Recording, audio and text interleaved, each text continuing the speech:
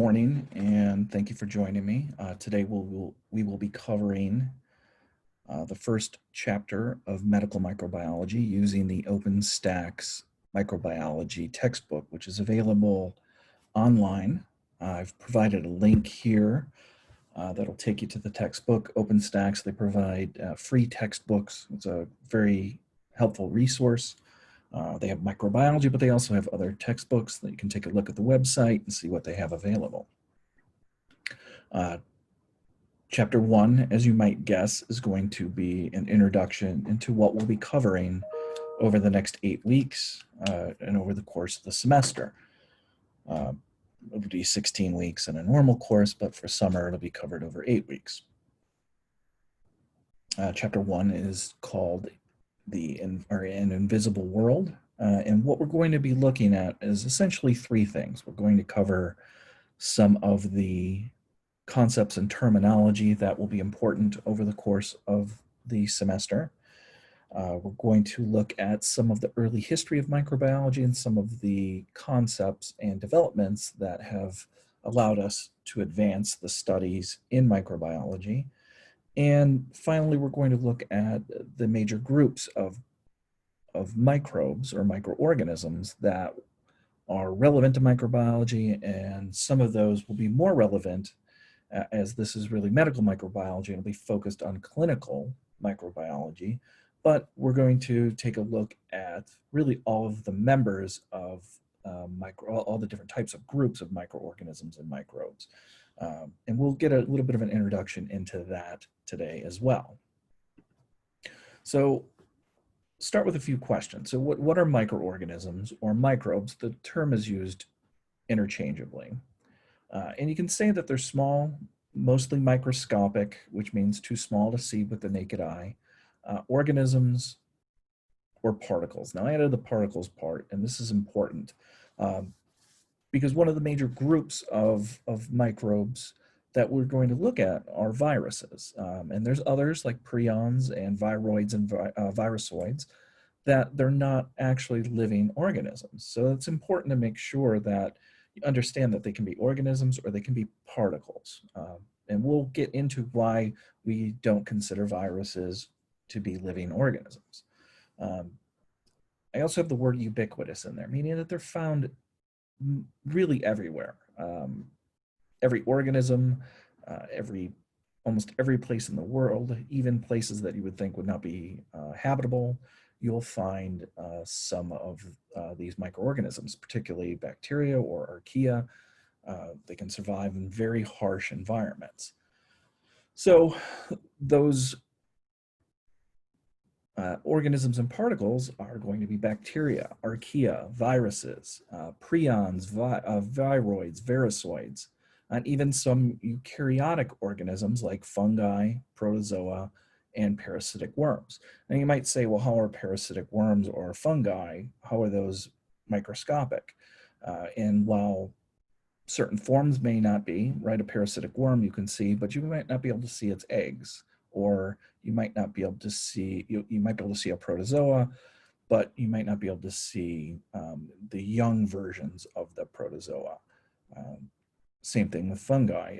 There are spores, and there are unicellular versions, such as Candida albicans that are not visible by the naked eye. So while there might be macroscopic parts or forms in those groups, there are microscopic that are forms that are relevant to microbiology. So those are the major groups that we're going to look at.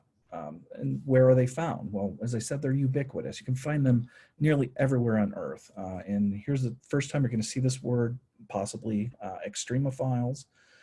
So archaea tend to fall into this group, especially, but some bacteria, and they can survive harsh environments. That means high temperatures and low temperatures, high pressure or high salinity, very acidic environments, very basic environments. They're very flexible and able to survive in some very harsh environments.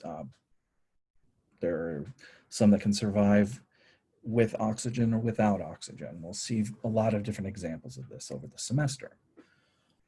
So what roles do microorganisms play in the body and in the environment? Well, most bacteria, most archaea, in the case of humans, all archaea, um, and even most viruses are either harmless or beneficial to host organisms. Now, viruses typically not so much, but they do consist what we consider to be part of our normal flora, so there may be some benefit there. But say somewhere in the range of 99% of all bacteria and all viruses are actually harmless. And as I said, some may be beneficial to host organisms as well. So very few are what we would consider pathogenic, which means disease causing. But those that are can be very significant sources of disease. Microbes are very important to ecosystems everywhere on Earth, right? They form the backbone of food webs. They're important as saprobes or as decomposers, right? If there weren't fungi and bacteria that broke down organisms, well, all those minerals and elements that are contained in there would not be available to create new life. And eventually, there wouldn't be any more carbon available or sulfur or nitrogen. They can be used as biofuels. They're important in medicine, right? Fungi produce penicillin. Microorganisms are a very common source of antibiotics, and they're important in food, right? We use them as fermenters. We use it for bread to rise. So we'll see, and even some places, well, we'll cover that a little bit later. All right, so microbiology, what you have to understand is that it is a growing field, right? We have a certain amount of knowledge, but there are always advancements that are going to lead to new ideas or new understanding. It's an area particularly where we're constantly reestablishing relationships between certain bacteria because we find that, well, they're actually more closely related to a different species, especially now that we're able to genetically map their each bacteria to take their genome and we can compare them and we're able to establish those relationships. So it's something that's constantly changing as really as all science. So an example here would be the Alcanivirax borgomensis, and this is tying into the Deepwater Horizon oil spill that occurred in 2010. And scientists found that when that occurred, there was a type of bacteria in the water that was able to metabolize and break down that oil. And when the oil spill occurred, the population of this bacteria skyrocketed. It grew because it had this extensive food source. And one of the things you'll find over the course of the semester is that bacteria, especially, are metabolically very diverse, right? We tend to think of life as one of two things, right? It's either photosynthetic, like plants are, or heterotrophic, like humans are, right? We have to eat organic material in order to get energy and to get carbon to make new cells. But bacteria, they're able to use a wide variety of organic and inorganic sources to get carbon, to get energy. We use oxygen as the terminal electron acceptor in cellular respiration. They're able to use a variety of inorganic molecules, which is very, very rare in nature. So the reason I'm bringing this up is that they have this ability to survive in the harsh environments because they can use what we would not consider to be a very viable food source. All right, so what our ancestors knew. So as I said, we're going to look at a little bit of history, but first, you're going to see dispersed throughout the text and throughout the semester, we'll look at clinical case studies. And really, again, this is medical microbiology, so you want to get used to looking at these in the context of disease. So this is the first one that we'll look at, and I just want to expose you to these case studies a little bit. So in this case, we have a 41-year-old female. The symptoms are that she has fever, headache, stiff neck, and confusion. And this DDX means differential diagnosis. So The doctor looks at these signs and symptoms and says, oh, this looks like it's likely meningitis, which is inflammation of the lining of the brain and the spinal cord. So he orders a spinal tap, which is you go down here near the lumbar vertebrae, and they go in and they extract cerebrospinal fluid. And they're going to culture that and look to see what's growing in there. So here you can see cerebrospinal fluid is clear, as it should be. If it's bacterial infection, it'll often be cloudy. Viruses may not be. So what can cause meningitis? Well, bacteria, fungus, and viruses can all cause meningitis. So they'll take the cerebrospinal fluid, they'll culture it, they'll look to see if they can find either bacteria or fungi or a virus. It can also be caused by certain medications or heavy metals. So treatment options, well, we need to determine whether it's bacterial, viral, fungal, or otherwise. So later in the chapter, we'll come back and we'll revisit this. All right, so as we said, microbes are involved in food, right? So fermentation of foods and beverages. There's been fermented foods in almost every culture, and it goes back as far as 7000 BC in China. Wine, beer, cheese, kombucha, kimchi, these are all examples of fermented foods and beverages. And as I said, a yeast, Saccharomyces cerevisiae, is what's responsible for making bread rise. So as that yeast metabolizes, it produces CO2, just the same way when we breathe and we metabolize, we produce oxygen as a byproduct. It produces CO2, and that gas makes the bread rise. Uses the flour, the carbohydrates in the flour, to create energy, and CO2 is a byproduct. CO2 in the same way, that's when you have a carbonated alcoholic beverage, it's the same reason that CO2 is produced as a byproduct as the yeast produces ethanol or alcohol. So a 53-year-old mummy was found in the Swiss Alps, and the name is Ötzi the Iceman. What they found is this mummy was very well preserved, and they were able to look and find that this human 5,300 years ago had been infected with a parasite called Trichuris trigera, which is a human whipworm. And when it's infected, or when you're infected with this parasite, it'll cause abdominal pain and anemia, which is due to blood loss. And he's also infected with Borrelia burgdorferi, which is the bacterium that causes Lyme disease. It's carried in a tick, and when a tick takes a blood meal and bites, this bacteria is transferred and causes infection. So even 5,300 years ago, we found that this human was infected with this very common parasite and fairly common bacteria. Also found that he was carrying this fruit of Piptoporus botulinus, which is a fungus that's known to have laxative and antibiotic properties. So have this evidence that even then, primitive humans were aware that this fungus could be used to treat the symptoms of this infection. They also found that he was covered in tattoos, where they would make incisions in the skin, fill it with herbs, and then burn the herbs.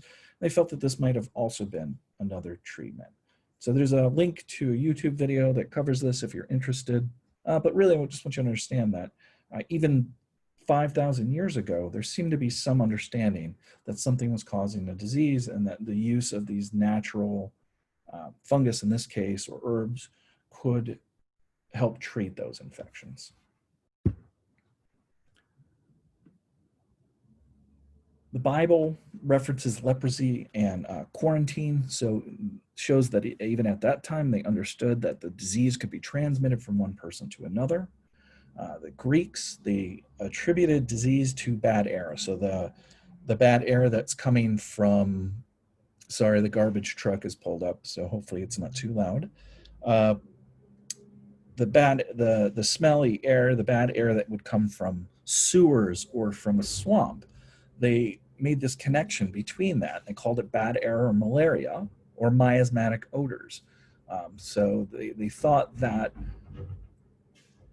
the disease would travel through those bad smells, and then they would be able to cause an infection in people that way. The Romans also believed this hypothesis of miasmatic odors, and it led to some of the some very early, very impressive uh, attempts at keeping the city clean. They had aqueducts that brought in clean water into the cities, and they had this huge sewer called the Cloaca Maxima that removed waste product from the city, and they carried it out into the River Tiber. They felt that this was likely help spare these Roman cities from some of the diseases and plagues that occurred throughout history.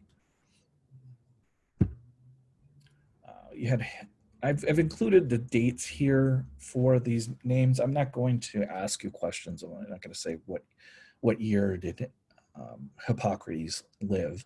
I just put it in here to give you an idea of the timeline of when these ideas occurred. So one of the earliest was Hippocrates, and he's attributed as the father of Western medicine. He had the Hippocratic Oath was attributed to him. He had the Hippocratic Corpus, which is one of the earliest surviving medical texts. And this was the first time that it's documented that somebody dismissed this idea that disease was supernatural in origin. It was caused by the gods being angry, or ghosts, or something that was out of, wasn't caused by natural origins. Then you had Thucydides, and he's called the father of scientific history. And this was one of the earliest people to push an evidence-based analysis and cause and effect reasoning to what is causing these diseases. And he survived the Athenian plague, which wiped out, I think it said as much as 1/3 of Athens during this period of time. And he noticed that the people that survived the plague in subsequent outbreaks, even if they were treating people that were actively ill, they didn't get sick again. This is one of the earliest observations of acquired immunity. You had Marcus Terentius Varro, and he proposed this idea that disease was caused by some unobservable agent. He called it Animalia Minuta, that these little agents that would float through the air and enter the body through the mouth and nose. And we know now this isn't far from the truth.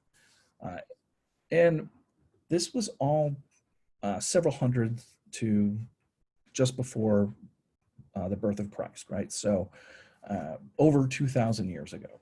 And then you can see there's this big lapse, right? So from this time before Christ all the way here to the 1600s or early 1700s, we're making this jump now. And why is that? Well, we have these hypotheses, but we couldn't prove them. We couldn't observe whether bacteria or viruses or protists or protozoa were causing this disease. We just didn't have the technology. So what happened? Well, in 1675, Antony van Leeuwenhoek, he was a Dutch merchant, I believe, he developed a lens that was powerful enough that he was able to look at a drop of water and see little single-celled organisms in that drop of water. He called them animalcules, or wee little beasties. And he made drawings, and looking back at it, we're able to determine that he was actually looking at bacteria and protists that were in that drop of water.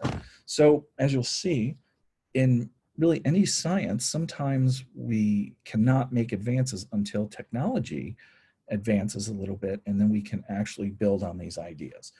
So in 1675, this is the first documented case where we had a lens powerful enough to observe these microbes. And then we had, following that, what was called the Golden Age of Microbiology from 1857 to 1914. And we're going to explode it in this field because now we have the ability to observe and start making hypotheses, start having experiments to prove or disprove these theories. So you have Louis Pasteur, which is a name that should be familiar. And this is very important.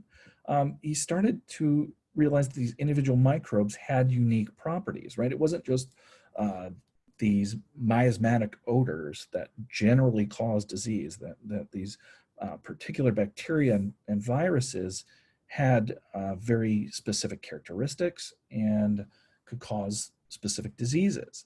He also showed that fermentation of alcohol was caused by microbes. He invented pasteurization, which is we heat milk or cheese to a high temperature for a short period of time, and it kills the majority of bacteria in that. And he actually was also responsible for developing several early vaccines, like the rabies vaccine. So the next person that we're going to talk about is Robert Koch. And this was a huge jump. And he demonstrated the connection between a single isolated microbe and a known disease. So what does that mean? That means that Bacillus anthracis causes anthrax. Vibrio cholera causes cholera. Mycobacterium tuberculosis causes tuberculosis. That a specific microbe was responsible for a specific disease. And he developed what are called the Koch postulates, which we'll cover later in the semester. But this is a very important advance in microbiology where we realized these diseases had a specific cause. So here you just have some busts and statues of the names that we just talked about, Hippocrates and Thucydides and Marcus Terentius Varro. Here you have Antony van Leeuwenhoek and Robert Koch. I'm sorry, Louis Pasteur and Robert Koch. All right, so what are some of the tools that are used in microbiology? And if we were doing an in-person lab, you would be using these tools. Microscopes, which we just established, right? That lens was very important. So a microscope produces magnifying images of specimens that would be too small to observe with the naked eye. And there's many different types. There are light field and dark field microscopes, confocal microscopes, electron microscopes. You probably most of you have had some experience with a light field compound microscope, which is the type typically used in labs, where we use two lenses in series to magnify typically up to about 1,000 times magnification, which you need about that to be able to see bacteria. And in 1,000 times, you would only be able to see very few viruses, only the largest viruses at that magnification.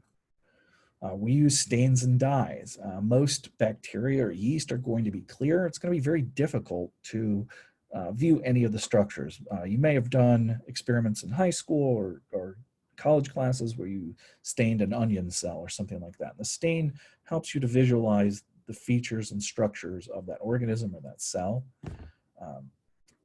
Some can be used on living organisms and tissues. Others have to be fixed, heat fixed or chemical fixed, which kills the tissue or the organism.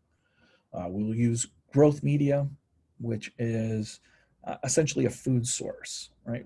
If you want to grow bacteria, well, you have to provide it, just if you wanted to grow a plant or an animal, you would have to provide it with the nutrients it needs.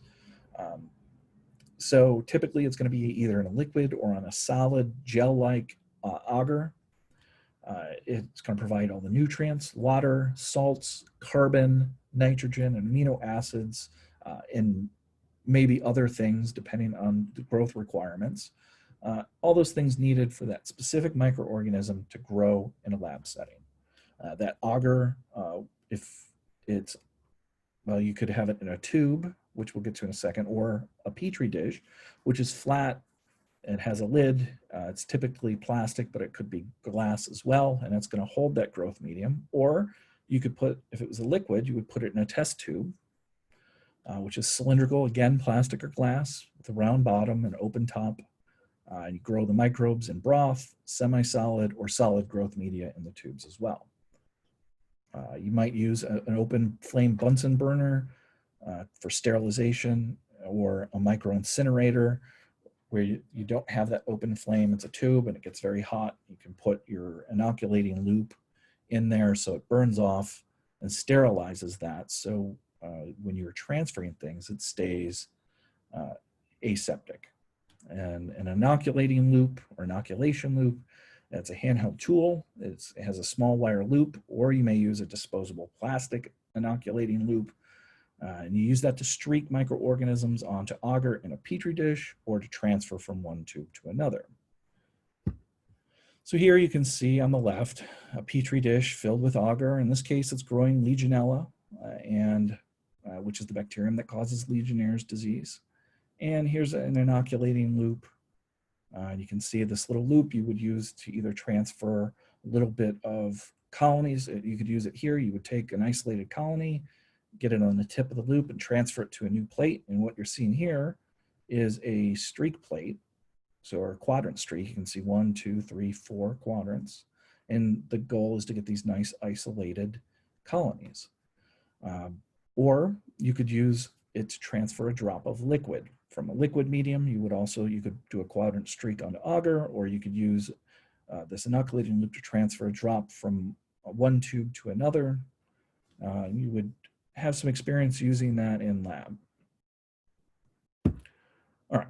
So 1.2 is called a systemic approach. And this is where we're going to start to look at how do we categorize these organisms. And there's a few different ways we can do that. And I apologize, this is kind of tedious, but we have to get through these definitions. And I try to put them in a easy to access form here. And we'll run through this hopefully fairly quickly. So taxonomy is the classification, description, identification, and naming of living organisms. So how do we take all the organisms that are out there in the world and put them into some sort of categorization and where we can establish relationships between them? And so taxonomy is that practice. Classification is the organizing of those organisms into different groups based on their shared characteristics. So this Bergey's manual is kind of the Bible in microbiology. It lists all the identifying characteristics. So if you had bacteria and you were trying to identify it, you could pull this manual out and you would undergo a series of tests to try to identify it, right? Whether it's a lactose fermenter or mannitol fermenter, is it able to produce, does it produce catalase? All these different things. This manual puts that together, so if you were looking at two different bacteria, you could go through and try to identify them or see which one is which. Very early on, in all organisms, but especially bacteria, well, most bacteria, they look fairly similar. There's some identifying characteristics, but there's only so many colors, so many colony types. And so early on for bacteria and really all organisms, they were really just grouped together based on appearances. Did they, if it was a regular organism, does it have feathers? Does it not? How many limbs does it have? And really, while that was reasonably useful at the time, we have much better methods to do that now. We can base it on genetics, and we'll talk about that a little bit. Here, Carolus Linnaeus was one of the earliest people to take taxonomy and place this systemic organization. What you had at the time was scientists all over the world identifying and naming organisms, and there was no system, so the same organism could have multiple different names. So we wanted to establish this taxonomy where we could have a universal system where now we're giving one organism one name that everybody could use. And he tried to divide that world into three kingdoms: animal, plant, and mineral. Mineral was later abandoned. And if you look at the text and the outline, there was a lot of different variations of this. And I'm going to focus mostly on the current because I think that's going to be the most useful. But what he did is he took those levels, the kingdoms, and they had increasingly specific levels and sub-levels based on similarities. And we still use that system. At the time, he grouped them into kingdom, class, order, family, genus, and species. You'll see in a moment that we have a few more levels. But remember, as we go from the top to the bottom, we become more specific. Here at kingdom level, you could have a lot of different organisms that aren't very similar, but when you get down to genus and species, they should be grouped together very closely on those characteristics. So currently we have the highest level is what's called a domain, and there are 3 domains. There's eukarya, bacteria, and archaea. And bacteria and archaea are what are called prokaryotes. They do not have a nucleus. They do not have membrane-bound organelles. And eukaryotes do. They have a true nucleus, and they have things like a mitochondria, where there's a membrane-bound organelle. And that's the biggest separation here between those. So eukaryote, nucleus, membrane-bound organelles, bacteria and archaea, which are prokaryotes, do not. Beneath those 3 domains, you have kingdom, phylum, class, order, family, genus, and species. And again, domain is the broadest, species is the most specific. And we also introduced what's called binomial nomenclature. It's a 2-word naming system, and it's based on the genus and species. So an example would be Homo sapiens or Escherichia coli, which you know as E. coli because it's a lot easier to say than Escherichia coli. But note, it's italicized, the genus is capitalized, and the species is not. And that is the normal format for binomial nomenclature. So if we have an assignment and I ask you to tell me about Escherichia coli, you would italicize it, capitalize the genus, not capitalize the species. And also one other thing, when you are writing, you would typically, if you're talking about E. coli, you would spell it out, Escherichia coli, the first time, and then after you could abbreviate it as E. coli. All right, phylogenies. These are diagrams that group organisms based on how closely they're related. It's very analogous to a family tree. Right? If you go back 10 generations, right, that might be the trunk of the tree. And then as you go out generation after generation, it branches out and you get these distant relationships that are going to be the branches. And we use that to organize, to visually organize the relationships between organisms. And I'll show you an example of that in a moment. All right, so genetics and taxonomy. So as I said, as we've made advances in the ability to map entire genomes of organisms, it makes it so that we can actually compare them at the genetic level, and we can establish these relationships much more accurately than we've been able to in the past. They may use the nucleic acids, so the actual DNA or RNA or proteins, but the problem is that might work. Let's say you're looking at Homo sapiens, right? Well, we're obviously very similar, but what if you wanted to compare the genetic relationship between us and a fungus? We might not have the same proteins, or a virus. Well, a virus might have RNA rather than DNA. So you can't compare our DNA to their RNA because they're different.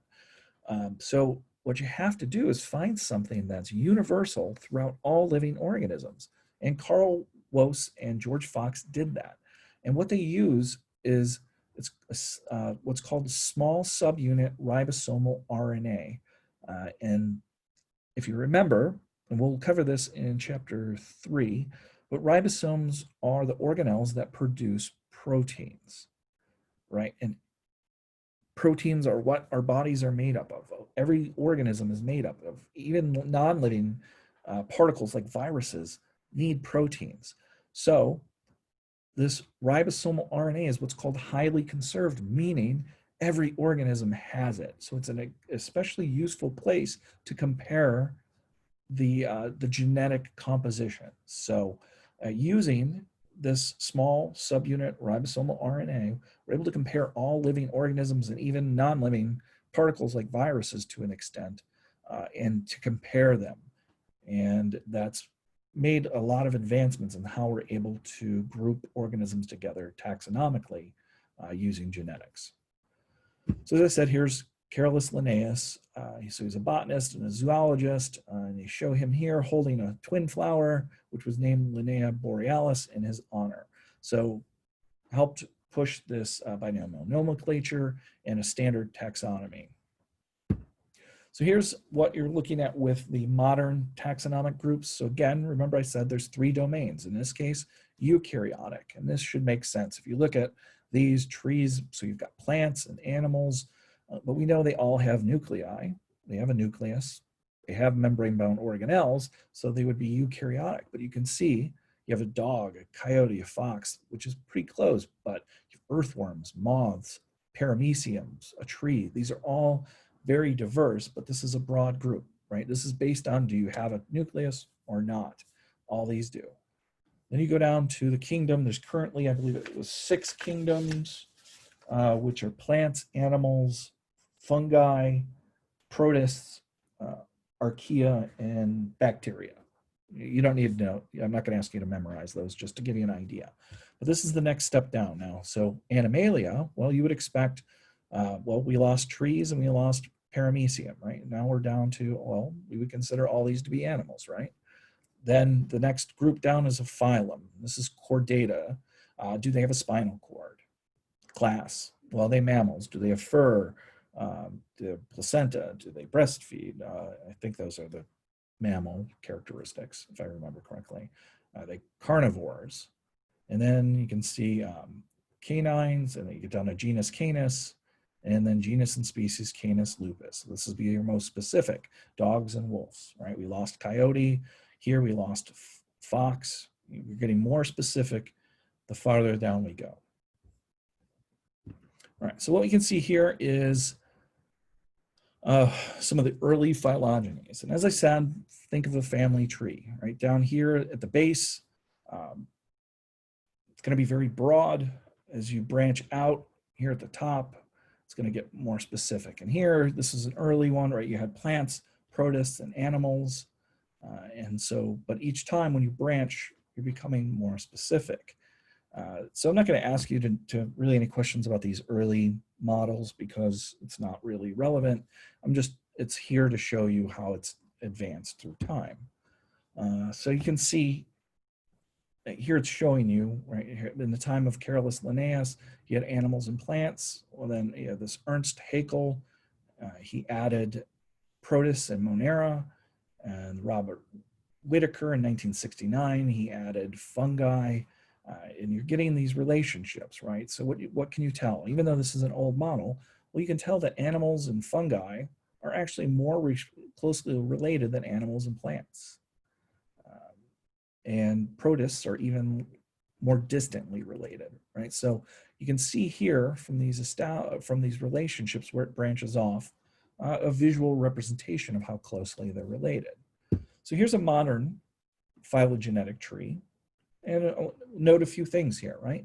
Well, here are your 3 domains. You have bacteria, archaea, and eukarya. So here are your eukaryotes, which have a nucleus and a membrane-bound organelles. And here are your prokaryotes, which do not. Oddly enough, bacteria and archaea seem very similar. In the past, we thought that they were more closely related because they look very similar, but it turns out from a genetic standpoint that archaea are actually more closely related to eukaryotes than to bacteria. So it's sort of this is where you can start to see that physical appearances can be deceiving. So each one of these establishes really a genetic event where they diversified and new species had evolved. You note there's no viruses because, again, viruses aren't living organisms. And you can see here again, if you want, you can look at how closely related these organisms are. So you can see here there's a common branching point between animals, fungi, and plants. So there was some sort of an evolutionary event here where we all broke off, ciliates, slime molds. And you can see as we get farther away, well, they become much less similar to, well, animals and fungi. Same thing through here. So each one of these are showing relationships. You can also tell how old an organism is, right? The closer it is to the base here, the older the organism is. So Aquifex here is one of the oldest known bacterial species. Diplomonads are the oldest known eukaryotes. And one other thing here, so at some point here, you're going to have what's called a LUCA, a lowest universal common ancestor. If you have an organism here, every single organism on this phylogenetic tree had to evolve from it. So at some point here, there's a lowest universal common ancestor. All right, so to return to the clinical case study update, so this patient Cora was treated with antibiotics. There was no improvement. So at this point, we can safely make the conclusion that it's not a bacterial infection. The cerebrospinal fluid was also cultured, and there's no evidence of bacteria or fungi. And she's starting to have difficulty walking. She's stiff, having jerky movements. So something's happening to her nervous system. So at this point, if it's not bacteria and it's not fungus, you would maybe jump to the conclusion that it's viral. And we'll come back to that at the end of the chapter. All right, section 1.3, as I said, we're going to look at the types of organisms. So this is important. This is going to give us a baseline for what we're going to look at over the course of the semester. Here is giving you an idea of the relative size of some of the things we're going to talk about. So you have a frog egg and a human egg. You can see here the human egg is about the size of a grain of pollen. Here, at between 10 micrometers and 100 micrometers, you have a plant animal cell. Beneath that, a red blood cell. And then you start getting into an individual organelles like a mitochondria. You can see that the mitochondria and the bacteria are roughly the same sized. And then here, the very largest viruses like the smallpox virus and the influenza virus, and you can see that there is still a significant difference between the bacteria and even the largest viruses versus especially the smaller, like the poliovirus, which is really only slightly larger than an individual protein, then lipids, and then here you have just a fullerene molecule and then an atom. So it just gives you an idea of the relative size. So at 1,000-time magnification, you can see right around here. You might be able to see larger viruses, but anything below that, you're really going to need an electron microscope to be able to see it.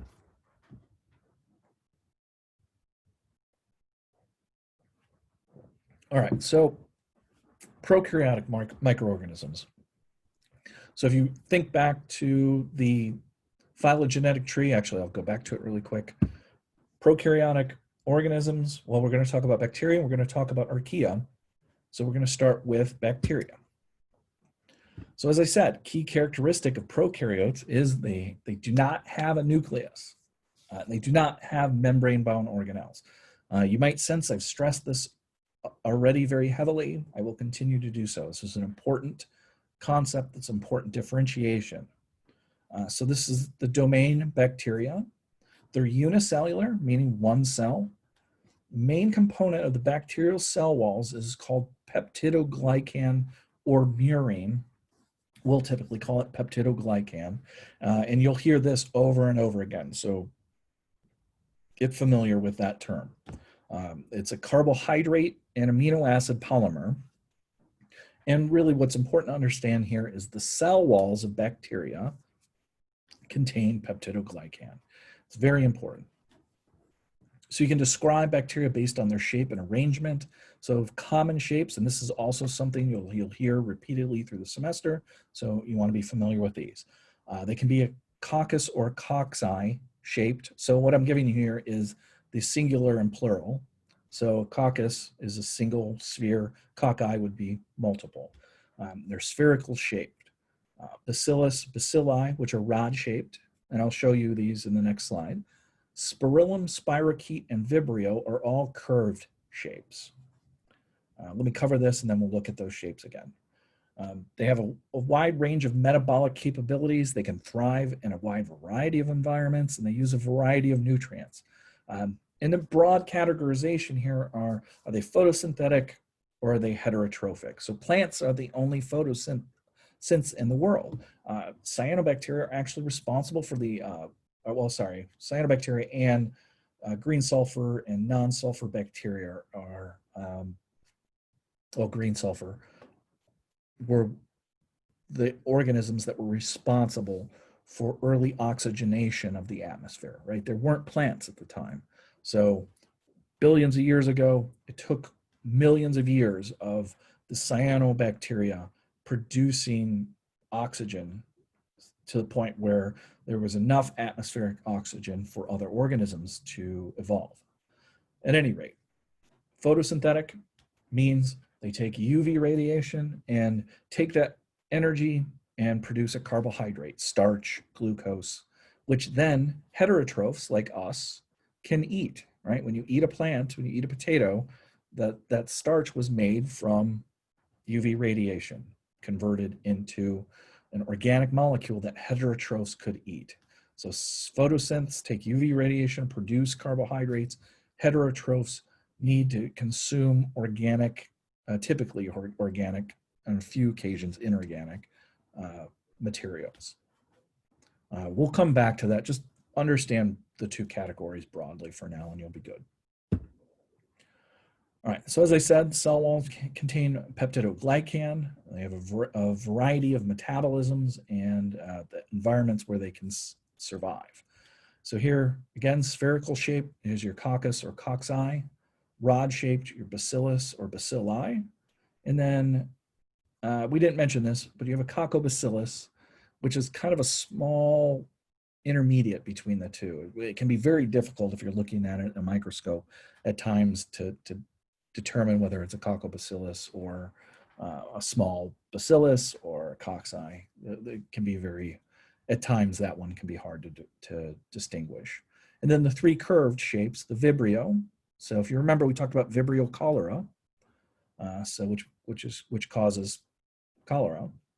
And then spirillum and spirochete, so the curved shapes. And in lab, you're going to see coccus and bacillus, maybe a coccobacillus. It's unlikely that you would typically see vibrio, spirillum, or spirochete. But you can see the shapes here, and these look like these are electron micrographs. All right, so the next domain and the next group, prokaryotic microorganisms, archaea. Now, just we're talking about this because it's an important group, but there are no known human pathogens that are archaea. They differ from bacteria. Remember, they're more closely related to eukaryotes than bacteria. So they differ from bacteria from an evolutionary standpoint, genetics, metabolic pathways, the composition of cell walls and membranes, they're all different. They look very similar to bacteria, but there are very substantial differences. But they are also unicellular. They don't have peptidoglycan, but they do often have what's called pseudopeptidoglycan, which is similar. Many are extremophiles. Remember I said they are able to survive in very extreme temperatures, pressures, lack of oxygen, very high salt content, all of those things. And here you can see an example. So again, when I said extremophiles, here's a hot spring, and you can see all these archaea that are able to survive in that environment. So again, they'll have pseudopeptidoglycan. We won't really talk about archaea a lot because it's medical microbiology. All right, last we have the last domain, eukarya, and we have eukaryotic microorganisms. And we're going to spend the majority of our time talking about viruses and bacteria, but at times we'll talk about some of these eukaryotic microorganisms. So as opposed to the prokaryotes, you have a true nucleus and other membrane-bound organelles. They can be multicellular or unicellular. Protists this is an odd group. Really, this is what is important to remember. They're not plants, they're not animals, and they're not fungi. Aside from that, there's a huge amount of variety in what are considered protists. So it's kind of a catch-all group. You have algae, which fall into that group. And you might look at algae and think they're plants. But what's important, well, we'll get to that. There are some significant differences between algae and plants. Algae can be unicellular or multicellular. The cell wall will typically consist of cellulose, and they're photosynthetic. They can be used commercially for agar, biofuels, and thickening agents. Another important group of protists, and these are actually the ones that we'll spend most of the time talking about when we talk about diseases, are protozoa. They're unicellular. They can be photosynthetic or heterotrophic. They can be free-living or parasitic, meaning they can survive on their own, or they have to be in a host. And they move via cilia, flagella, or pseudopodia. We'll cover that in chapter 4 or 5. and there are some pathogens in humans or animals. Important one would be the cause of malaria, and we'll look at some of those as we move on. Fungi are also eukaryotic. They can be unicellular or multicellular. Their cell walls contain chitin, which is, so we talked about cellulose here in algae and plants. In fungi, you'll typically find chitin. They're saprobes, which, as I said, are decomposers, and they're heterotrophs, meaning they're not photosynthetic, that they have to break down organic material in order to obtain carbon and energy. Sorry, let me correct that. Energy, carbon. There's some exceptions to that. Yeasts are the unicellular fungi, and molds are the multicellular. Yeast, there's over 1,000 known species that are important for fermentation. Some of them are involved in food spoilage, and they can cause some diseases such as yeast infections and oral thrush. Candida albicans is the one we'll see fairly frequently throughout the semester. Again, molds are multicellular. They have long filaments that are visible. They're a common cause of allergies, and some can produce mycotoxins. So myco, when you see that prefix, that means fungi, and toxins we'll talk about, but hopefully you understand that usually it's going to cause some sort of negative effect. It's going to be toxic. It's going to cause cellular damage. These are important in pharmaceuticals and antibiotics. Again, penicillin is an obvious example. And then the last group of eukaryotic microorganisms, helminths, or multicellular parasitic worms. But again, the eggs are microscopic. So an example of this would be Dracunculus medonensis, which is the adult guinea worm. And what happens is water fleas eat the guinea worm larvae in the water, and then a human comes along, drinks that water that has the water fleas in it. The larvae then mature in the human body and the host. Then the mature worms will move down, and usually in the lower legs and feet form an ulcer where the worm will exit. And then unfortunately, people would go in water, they'd have that ulcer, the larvae would then re-enter the water, water flea will eat the larvae, people will drink the water, and there's your cycle. We'll look at a picture of that, and you'll be able to see what we're talking about there. So another protist, so remember, not plant, not animal, not fungi, but a diatom. So these are a type of algae. They're single-celled, they're very tiny, they're photosynthetic. They have these silica shells. They're very pretty. It kind of look like, there's a tremendous variety in their appearances, but if you've already used diatomaceous earth in gardening or a pool, it's these silica shells of these diatoms that are used for the diatomaceous earth. So they're useful for filtration, and I think as sometimes they help with pests in a garden. All right, so here Giardia lamblia is an example of a protist that causes disease. It's an intestinal protozoal parasite that infects humans and other animals. If you've ever had a puppy and they have had really bad diarrhea, Giardia lamblia is a very common cause of that. Protozoa, this is a unicellular protist, and these are typically going to be the causes of disease, and then maybe some fungal infections and some helminths. This is an important group of eukaryotic pathogens. Very diverse, and they can have cilia or pseudopodia, and it's really what we're talking about. These look like flagella. So flagella are the long ones where, think of a sperm, how that moves. That's a flagella. Cilia typically are more hair-like and they'll beat together. Pseudopods are like if you think of how a amoeba moves, how it'll sort of surge forward and then like a slinky almost. So when we get into the chapter, we'll go into that in more depth, but this is talking about how they're able to move around. They can be phototrophic or heterotrophic. So they take light and produce energy or organic molecules. for energy. They can be free living or parasites, so they can be out on their own like an amoeba would, or they might have to be in a host cell to survive. Here, we're looking at the unicellular fungi, and here is an example is yeast. So you can look at these, and they actually look a lot like a coccus would, like a bacteria that is spherical shaped, but they're bigger and they have nuclei.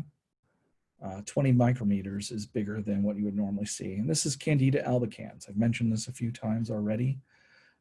It causes vaginal yeast infections. It could cause oral thrush in infants, but also in people that are immune compromised.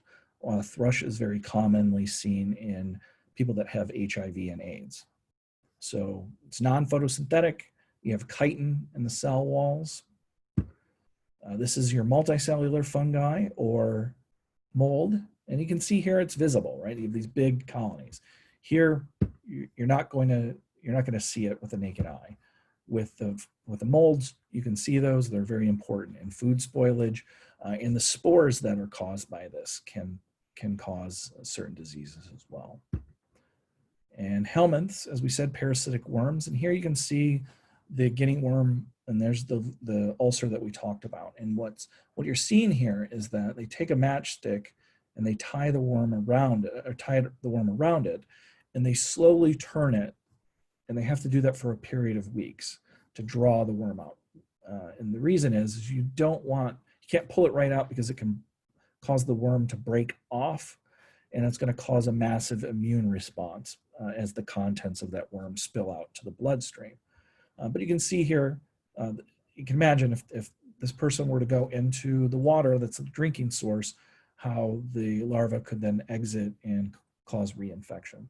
Helminths are broadly going to fall into three groups: the tapeworm, which you're seeing here, so Tinea saginata, which is the beef tapeworm, or flukes, like liver flukes, lung flukes. We'll cover that. Again, I think it's chapter 4 or 5. And then the helminths. All right, the last group are acellular microorganisms. Acellular meaning they don't have cells. And this is important because if you remember from previous biology classes, all living organisms have cells. Therefore, what we're talking about here, they're not living organisms. On top of it, they can't survive on their own. They have to have a host in order to survive and replicate. So a lot of reasons, but those are the main two why we consider these to not be living organisms. So they're acellular, and they're obligate intracellular parasites. So they have to be inside a cell in a host in order to survive. And again, they're non-living. So the three big groups that we're going to consider in acellular microorganisms are viruses, and that's the one we'll spend the majority of time on. And really all they're made up of is some proteins and genetic material. They have DNA or RNA, not both. And that's an important differentiation here as well, because everything we've talked about before has had DNA.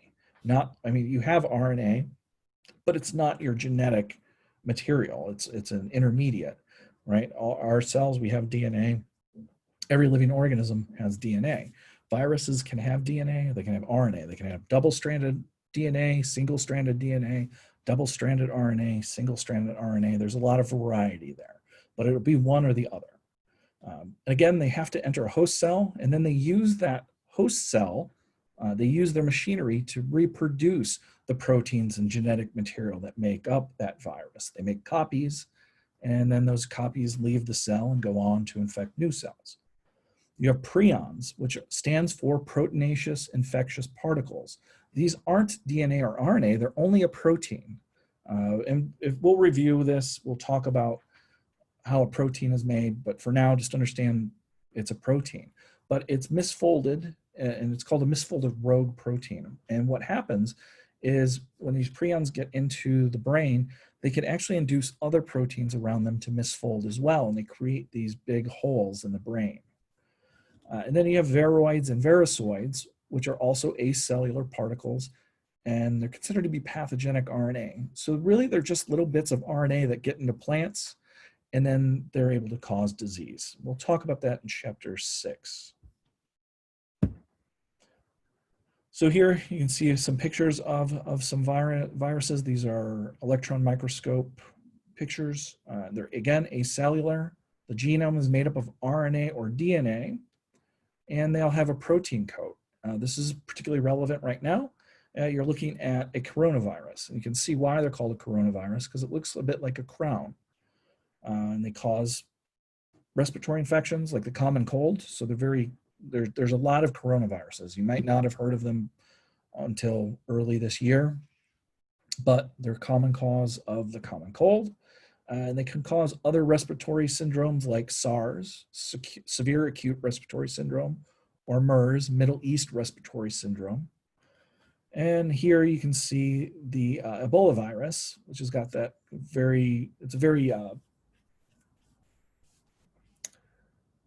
sorry, I don't know the word I'm looking for. That shape is very distinctive. It's a member of a filovirus family. And again, here's a transmission electron microscope, and that's what you're looking at there. Okay, so what are the areas of microbiology? Well, you can study bacteria, bacteriology, mycology, the study of fungi, protozoology, the study of protozoa, parasitology, where you're studying helminths and other parasites, or virology, the study of viruses. You can also focus on immunology, which is the study of the immune system, which is obviously very important, very related to microbiology. And you can also specialize in clinical microbiology, environmental microbiology, applied microbiology, or food microbiology. So all relevant areas of study. All right, so Cora's cerebrospinal fluid shows no inflammation or infection, so it doesn't appear to be a viral infection either. But what they do find is a high concentration of a particular protein, the 1433 protein, which is indicative of an infection via prions, which we just talked about. So they do an electroencephalogram or an EEG, and the brain function is abnormal. It's it resembles a neurodegenerative disease like Alzheimer's or Huntington's, but because it's happening so quickly, it doesn't appear to be either of those. So the doctor concludes that Cora has Creutzfeldt-Jakob disease, or CJD, which is a form of transmissible spongiform encephalopathy, TSE, which is a prion. So mad cow disease is another example that you may have heard of a prion disease. CJD is fatal. There's no approved treatment. Approximately 90% of patients die within 1 year of diagnosis. Cora dies 8 months later, and CJD is confirmed upon autopsy. So to give you an idea. So one thing I want to point out, probably should have pointed this out earlier. Anytime where you see we list a specific genus and species, you want to get in the habit of be familiarizing yourself with those. It's going to be, a lot of the test questions are going to come from those specific examples. So now is a good time to get that habit. So as you run through here and you go back and you look at the lecture, anything where we talked about a specific genus and species, here we talk about, well, this was just an example, E. coli, but anytime you see that where I actually list out the genus and species, you want to memorize that. I would suggest actually starting notes where you write all of them down. So anything that's relevant about those, later we'll start to talk about whether they're gram-positive or gram-negative, the shape, are they coccus, are they bacillus, that type of information, the disease they cause, the symptoms associated with the disease. You want to start to go ahead and accumulate that information. It'll help you when it comes time to prepare for the exam. All right, last, at times I'll provide some additional resources. Khan Academy, I think, has some very good short videos that can provide you a different way of hearing some of the things that we've talked about. So here they'll talk about taxonomy, we'll talk about prokaryotes, bacteria, and archaea, and then an overview of protists as well. So that concludes the Chapter 1 lecture. Shortly I'll have Chapter 2 posted. Thank you and have a nice day.